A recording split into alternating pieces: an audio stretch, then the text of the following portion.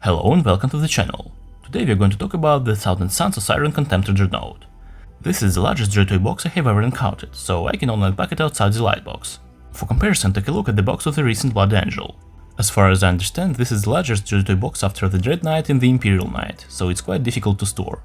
The figure comes in a standard blister package with the right hand removed, which is entirely a twin cannon, and there is no additional accessories in the kit. For assembly you only need to install the hand in place, but I will digress for a moment just to show that the gun is much longer than the height of the Space Marine.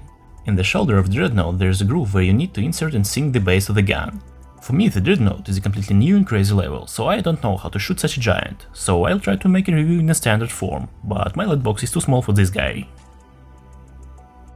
Let's start with the legs. At this angle they can even be taken for the legs of a Space Marine, but more rough feet with a lot of angles and massive joints under the armor plates remind about the origin of this warrior. Of course, on the shins there are gold ornamentation, but each is decorated differently. On the right is a scarab with closed wings, one of the symbols of the Legion. On the left the star of the planet Prospero, also a symbol of the Legion, as well as a green triangle, probably being some magical stone, and a ribbon with ancient Egyptian hieroglyphics. From the top hang two more ribbons and a large flap of cloth, all made of hard rubber. Here I'd like to interrupt and note two things. First of all, I'm weakly immersed in the back or moreover in the Codex of the Thousand Suns, so I don't quite understand for what cases what emblem of the Legions is appropriate, because the Legion has three of them. It is a scarab and the sun, which we have already talked about, but there is also an eye. Well, and more obvious thing, the image of any figure of Thousand Suns is filled with references on ancient Egyptian culture, so for those who are interested in it is probably the centerpiece of the universe. From the back we see mechanisms of knees bending. These are powerful joints, and from the sides of the leg, quite out of color scheme, black inserts with metallic blue, I would even say glowing hieroglyphs, which clearly contain magical psychical energy. Of course, they differ on both legs. On the belt there is a large scarab with a relief shell. It fixes the bandage. The smaller bands stretched above and aren't fixed, so it doesn't interfere with the mobility. In addition, they are very soft and flexible, in contrast to the central cloth. On the sides you can see the hip flexing mechanisms, huge gears covered in armor, and there's a grill at the back. The base of the Dreadnought is narrow, we'll come back to it later. The belt is protected by a plate. On the chest part there's a scarab with outspread wings, a triangle and a ribbon with hieroglyphs. Also on the sides there are places of fixation of long ribbons. The left arm of the figure is a work of art. The forearm had a huge Hopesh style power blade built into it, which is the main type of Legion blades. The three power wires can be disconnected, by the way. The warrior has a powerful four-fingered fist with a pair of bolter barrels hidden inside, although depending on the Dreadnought's modifications they may be the flamethrowers. The forearm is decorated with the wings of a scarab. You can see the place where the base of the blade is set into the arm. The elbow mechanism is the same as in the legs. On the back we can see more technical elements and less armor. The twin autocannon is just a giant murder weapon, and it is not badly detailed. There is a magazine for each barrel. There is even a red sight indicator. But as a collector I am very happy with at least some holes in the barrels. It's good. The fact that this weapon is not decorated in any way speaks about the attitude of the Thousand Suns towards standard Space Marines combat practices, while adding a certain warlike creepiness. Shoulder parts and the upper part of the figure should be reviewed separately, because there are so many interesting things. First of all, the shoulder pads themselves are back to the style of the black color and magical blue hieroglyphs, and it looks great. The left shoulder is decorated with a golden scarab with rubberized wings. At the back there is a very beautiful construction, which simultaneously reminds me of a closet in a truck. There are slits, ornaments, scarabs, and a golden grid, and two pipes very much like exhaust pipes. I'm sure that this part is responsible for the operation of the reactor, on which the Dreadnought functions, and probably in practice through it is access to repaired energy components, and maybe even the remains of the Space Marine. Personally, this is my favorite visual detail of the figure. There is an inconspicuous grille on the top of the dome. On the right shoulder are once again hieroglyphs, the Legion emblem and the ribbon with the number 15, indicating its original number. The head is hidden in the classic Terminator dome. We can see the bases of long ribbons of parchment with hieroglyphics. They are fixed with scarabs, above which they are placed with inscriptions. The head resembles a Space Marine helmet, a pair of green eyes, a Vox grid, but in fact it's much larger. And we see that it is girdled by 4 wires on each side. It looks very interesting. They move higher and there is even more Egyptian style, especially in this drawing in a strip for the superstructure. Then the Legion Star with a magic sphere built into it. It looks really cool, especially considering that there are even drawn dischargers. Additionally there is a rubber chain, and at the back we see that several wires and a powerful cable are connected to the sphere from the Dreadnought's hull. So it's definitely either a weapon or another tool that allows to influence the course of the battle. Articulation. The figure moves very tightly, absolutely all joints, whether it is a hinge or ratchet, are incredibly tight, and I was afraid to damage something during the video, so maybe not the maximum positions will be shown. The feet are hinged with a small range of circular motion and a bendable toe. By the way, the sole is ripped and there are no holes, no stands are provided for these figures. Unlike the double knee joint of the Space Marines, here's a tight ratchet, and I even saved the original sound so everyone can hear how the joints of the old Dreadnought creak. The legs are attached to the body with the very tight joints, so accordingly mobility is expected. In the waist and chest areas there are joints, and the one in the waist is much weaker. Not perfectly designed for the weight of the figure, but it is more than enough if you are not going to actively play with this guy. For stop motion and posing it's quite normal. The left hand has 4 fingers, they can be bent, as well as the round part of the hand with them can rotate.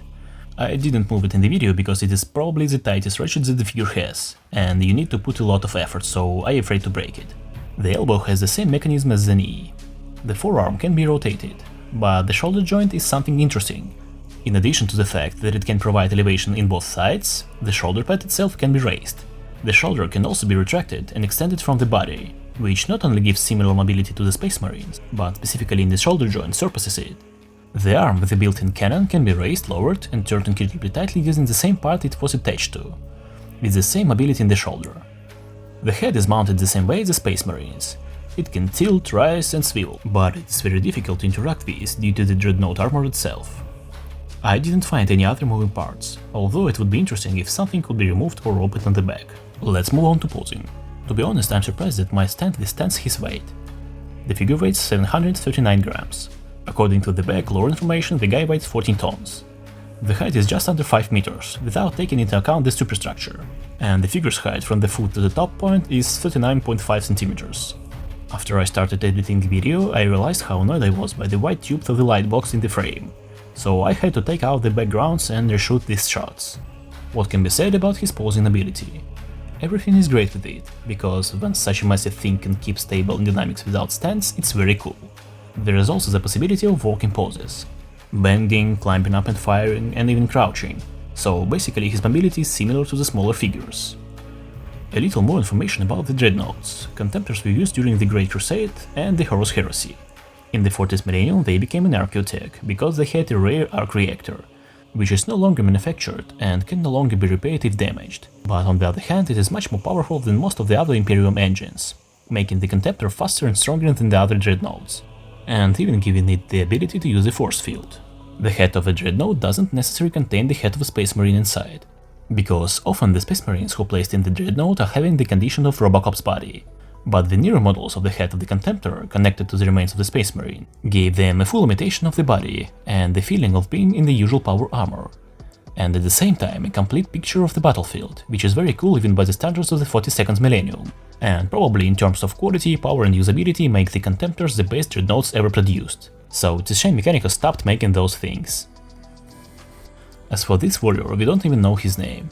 Osiron is the name of the model modification. Generally, Osiron is the method to encase a deadly wounded Psyker in the armor of the Dreadnought, because usually it's impossible and cause death. But since in the Legion of Thousand Suns all warriors were gifted with psychical powers, Primarch Magnus had to solve this problem, because it turned out that his legion was the only one that could not afford such posthumous entertainment. Magnus invented a psychometric barrier grid that was placed on the brain of the Psyker Space Marine. It was called Osiron, and then the technology was integrated into the frame of the Contemptor Dreadnought. Thus it can be said that this Dreadnought is capable of sorcery and is quite the full-fledged Psyker sorcerer of the Thousand Suns. Even his blade has a psychical force field.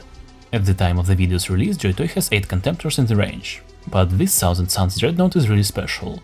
First of all, it's the tallest. Second, it has the richest and really beautiful detailing, even if you compare it to the recent Alpha Legion Dreadnought, which looks pretty fancy. There is no Joytoy Dreadnought has as much fine detail, text, symbols and decorations as Osiron has, and the Legion color scheme works much better with it than with standard figures, because the Dreadnoughts use a different plastic type. It's more rigid and the paint looks really expensive on it, like the coolest supercar instead of some kind of candy armor on Mark IV warriors. For me, the only question left is how to integrate such a large figure into some combat staging with the starters without involving other large equipment, because the moment with his stability has its place. Despite the stiffness of the joints, the shoulder joints are still not designed to hold a starters on an outstretched arm, and the rigid feet and high center of gravity can make it difficult to display on uneven surfaces like the bodies of the defeated enemies. Speaking of bodies, a size comparison with small Joytoy characters like Sisters of Battle. Medium and still relevant like the Space Marines in Mark III. Neither barely a foot tall.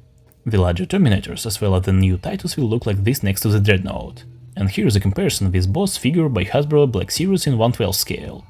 The rather large Guilliman in 18 scale. And finally with my biggest action figure. It is the Bionicle Vezok. Even my chinchillas have a hard time competing with him. And they are not little hamsters.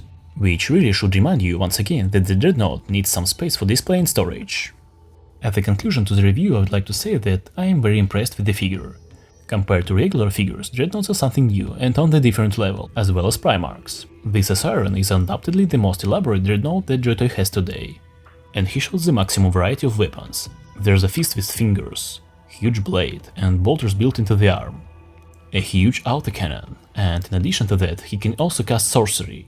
So if you're interested in trying this Dreadnought model without being tied to the Legion, and especially if you collect Sons and Sons, then I can definitely recommend you to check this figure. This is the end of the review. I remind you about the importance of your likes, subscriptions and comments. Thanks for watching and have a nice day.